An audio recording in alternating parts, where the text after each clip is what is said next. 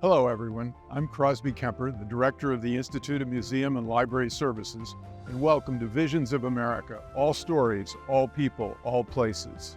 This episode, we're in Miami, Florida, to explore the building known as the Ellis Island of the South, Freedom Tower, on the campus of Miami-Dade College. Visions of America is coming up next.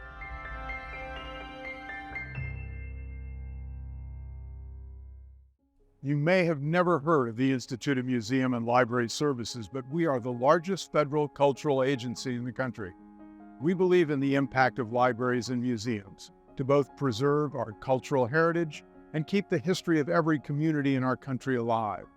These are institutions where people come together for fun, learning, delight, and enlightenment. In a time where it feels like there is so much that divides us, an emphasis on what connects, unites, and inspires us is more important than ever.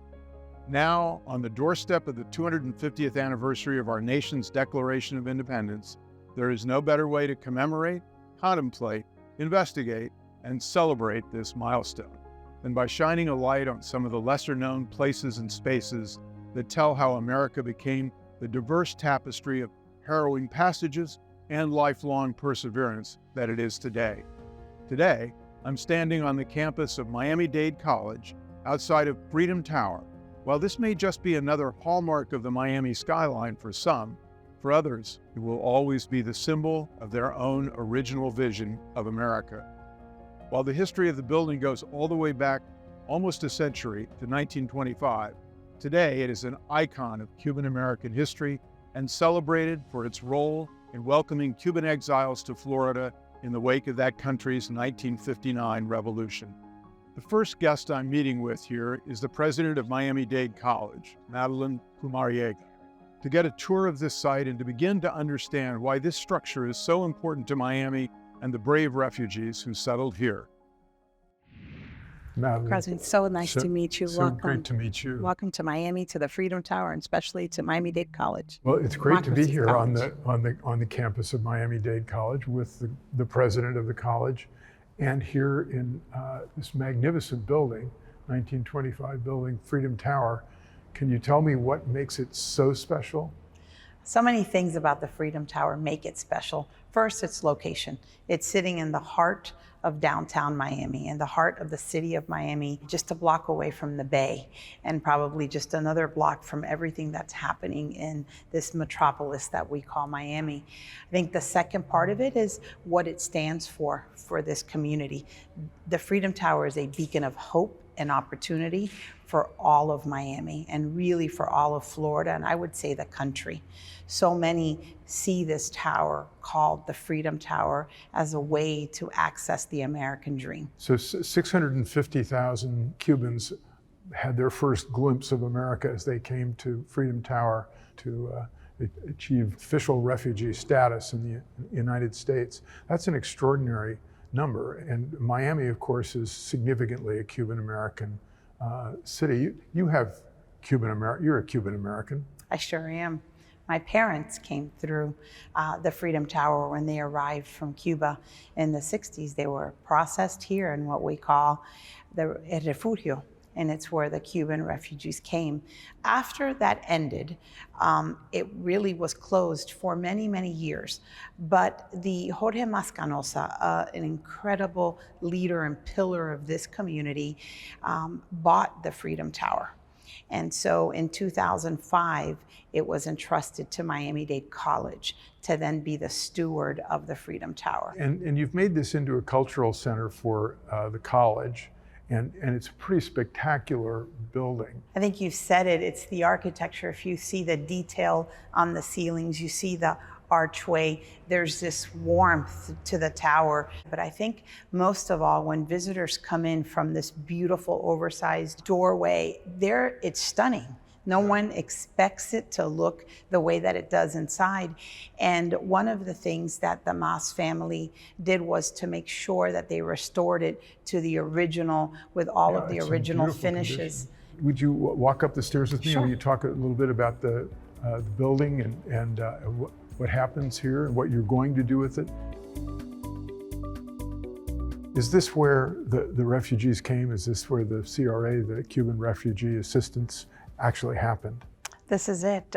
They, came up the steps just like we came up, and this room was divided into areas. One where you register, where you would see a nurse, where you would also get the additional benefits, and oftentimes it's where you were going next.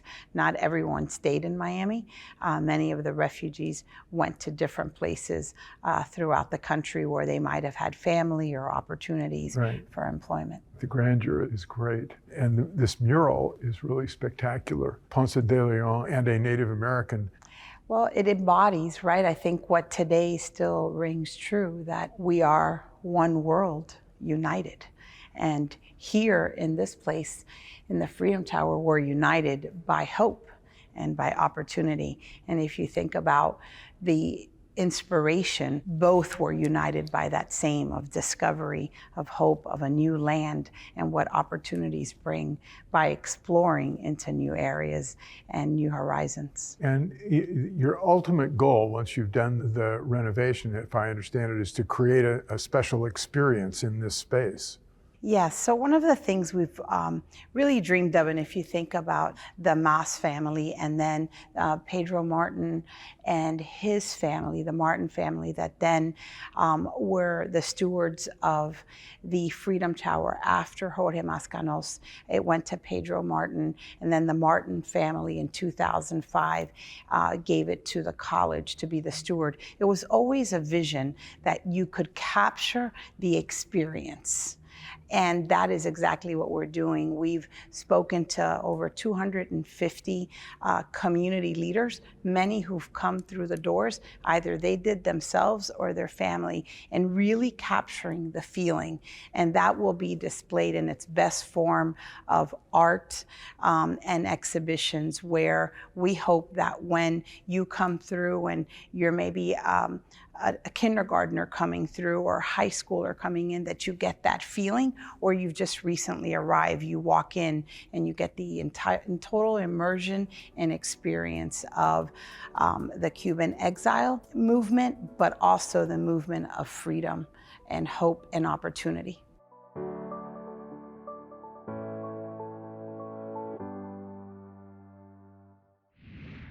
We can certainly understand the importance of this building by exploring it, but there's no better way to really understand the emotional symbolism of Freedom Tower than to talk to someone who has experienced it firsthand at their entry point to a new life. Ada Ferrer is the professor of history and Latin American studies at New York University. She was awarded the Pulitzer Prize for her book, Cuba, An American History, and was only a year old when she migrated to this country with her mother from Havana in 1963. When she joined me to talk about the significance of this place to her story, it was the first time she had been back to this spot in 60 years. Ada, you were a very small child, a few years after the Cuban Revolution, when your father left to go to New Jersey. What was that like? Why did your mother stay behind with you? Well, my father left in 1962 in April. I was born 2 months actually after he left. So I was born in June of '62.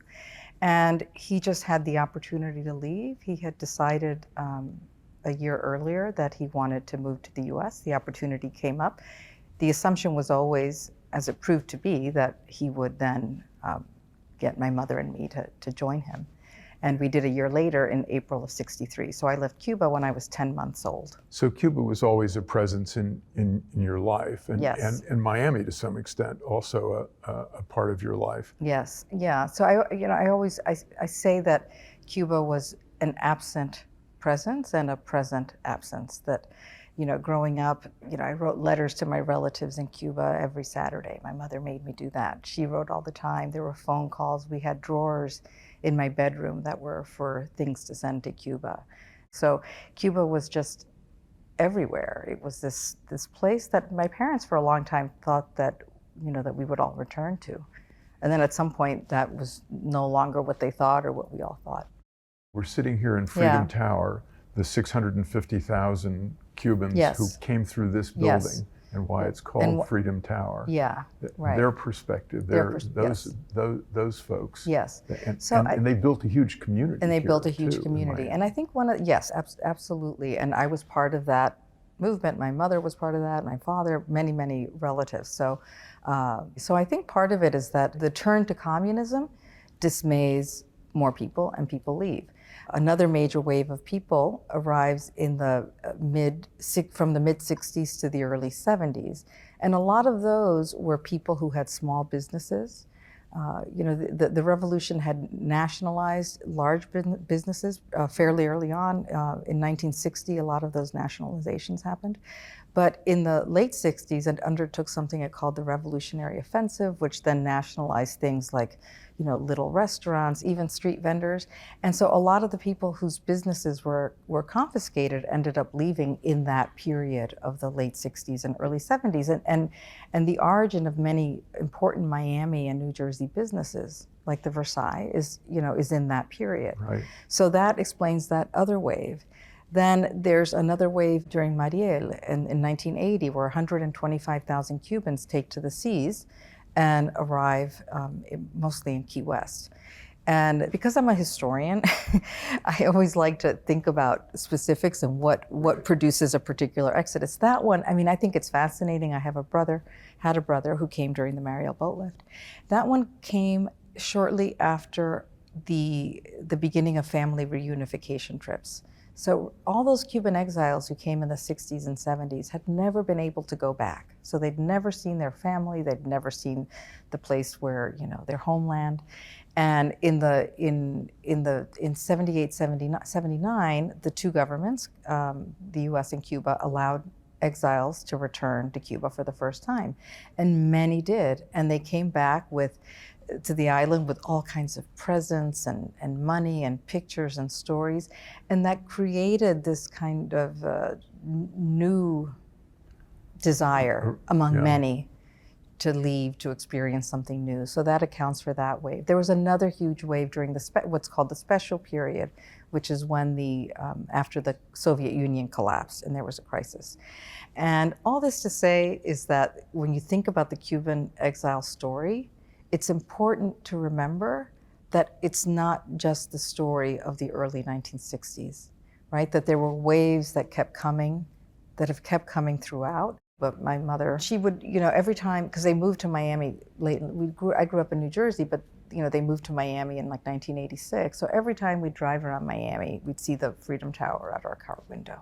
And she goes, "There's the Freedom Tower. That's where you and I arrived. That's where I brought you when you were 1 year." Yeah, so she always told that story. In the book, you mentioned something that's kind of a startling fact, because a lot of us who are interested in the history of immigration, the immigrant groups, know, of course, that 1965, Lyndon Johnson, Congress passes the first really generous, if you will, liberal view of immigration.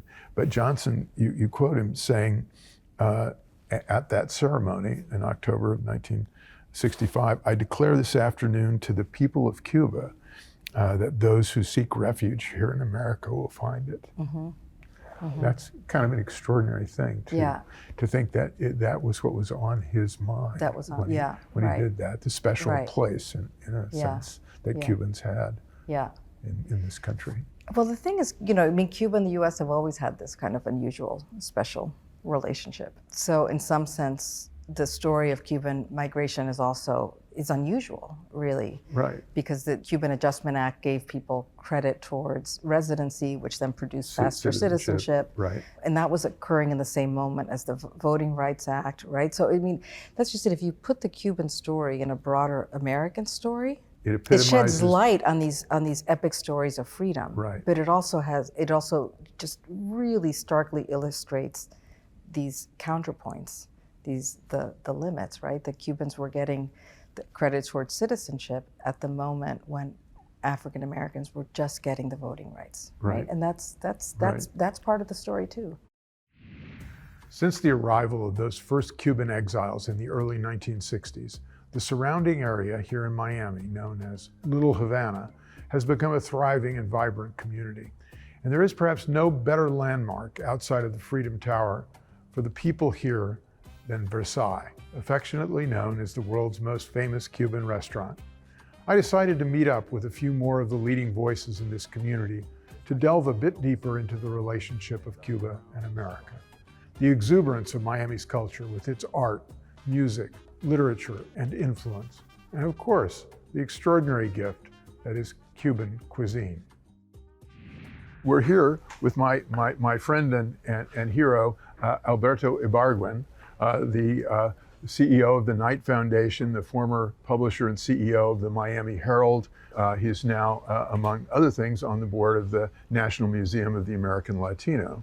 Thank you. On my left is Aida Levitan, and she is the chair of U.S. Century Bank, the first Cuban-American woman chair of a U.S. commercial bank. AJ D'Amico, who is at the Knight Foundation as director of the Center for Media and Democracy, and a lawyer, having been a practicing lawyer here in Miami. And Sam Verdeja, the editor and author of Cubans: An Epic Journey, 800 pages of everything you want to know about Cuban Americans in Cuba. Second edition. And this is the second edition. So thank you all for being here and being a part of this conversation. And I want to start out, because you're all representatives of this, and ask a question for all of you. Cuban Americans, the Cuban exile community, and all the Cuban Americans have been one of the great success stories in the history of American immigration. What's the reason for that? Well, I think it started with the first wave of Cuban exiles, which came from the upper and middle class, very educated and professional classes of Cuba.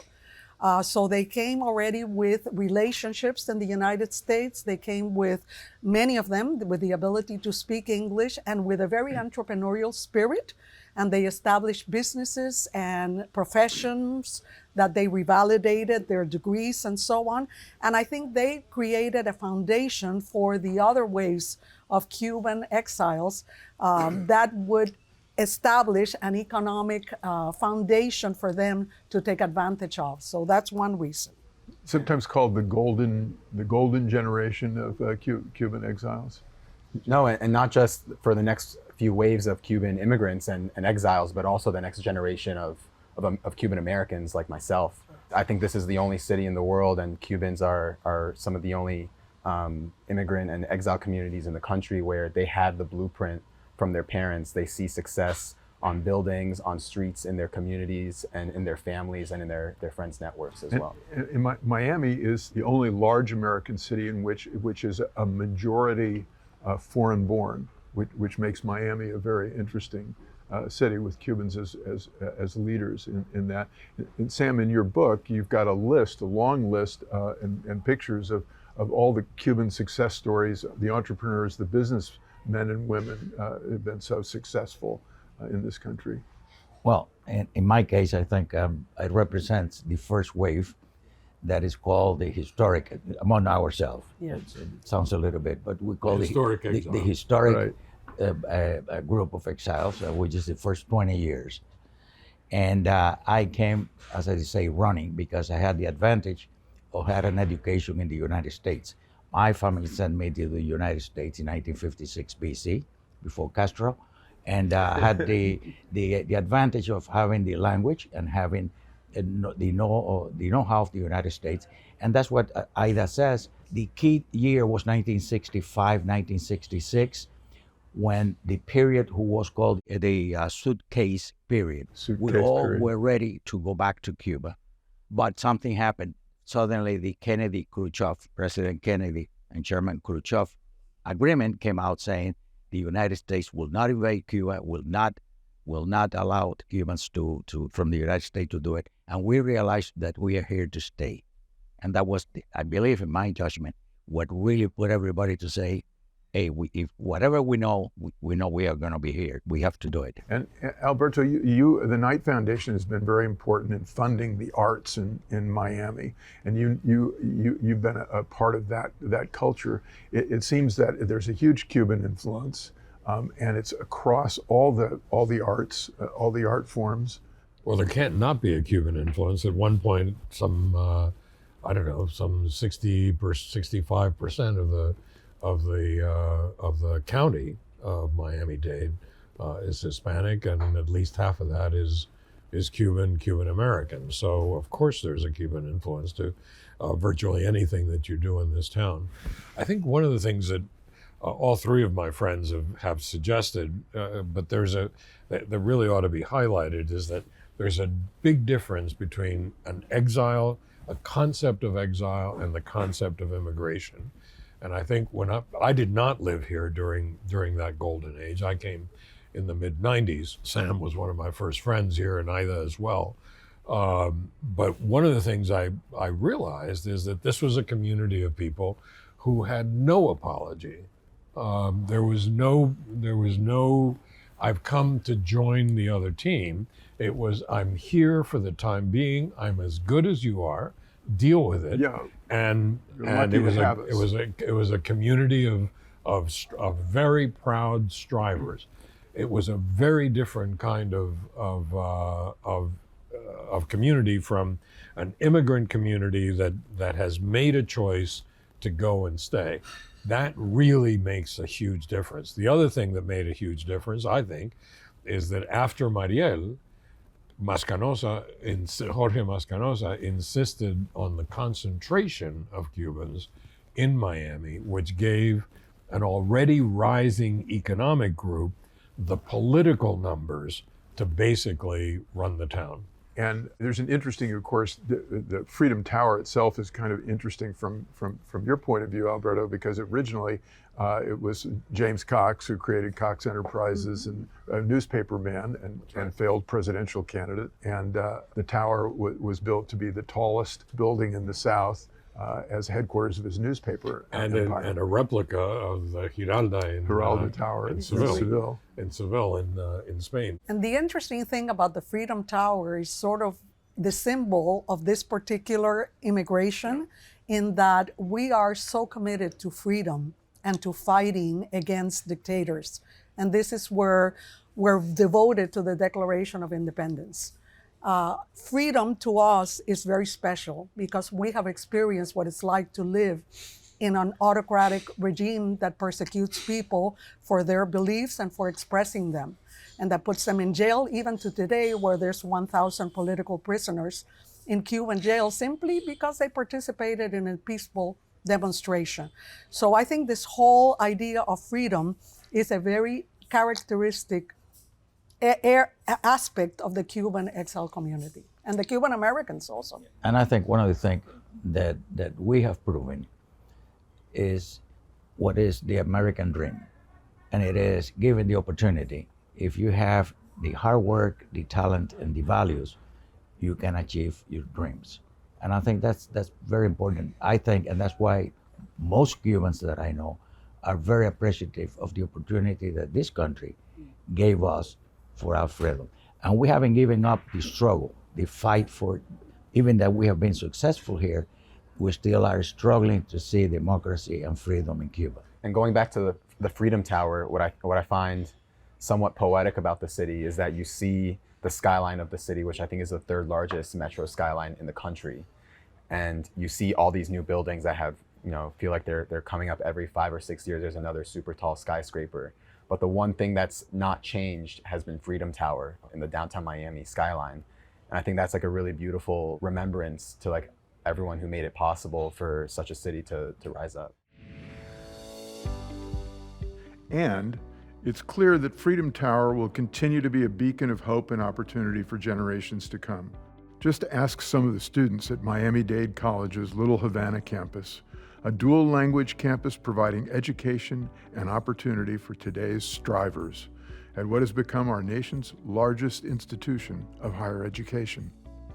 I think that it's a unique place here in Miami that has a lot of significance culturally to a lot of the individuals in the society that we live in. And I think that the younger generations should be exposed to the historical influence that that tower has had on where we live in.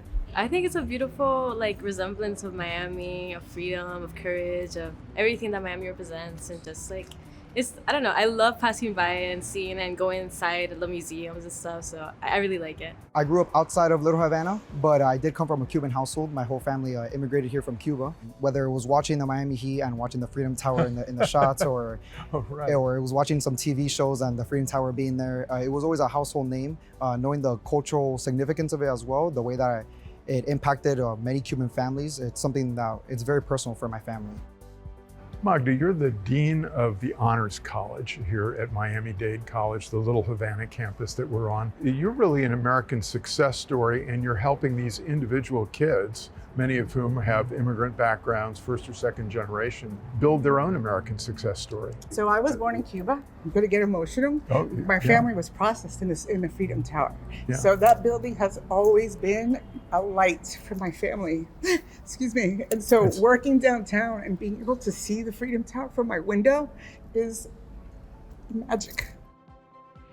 Spend a little time here in Miami, and it's clear why the Freedom Tower belongs on the U.S. National Register of Historical Places. For so many Americans, this is where their story began.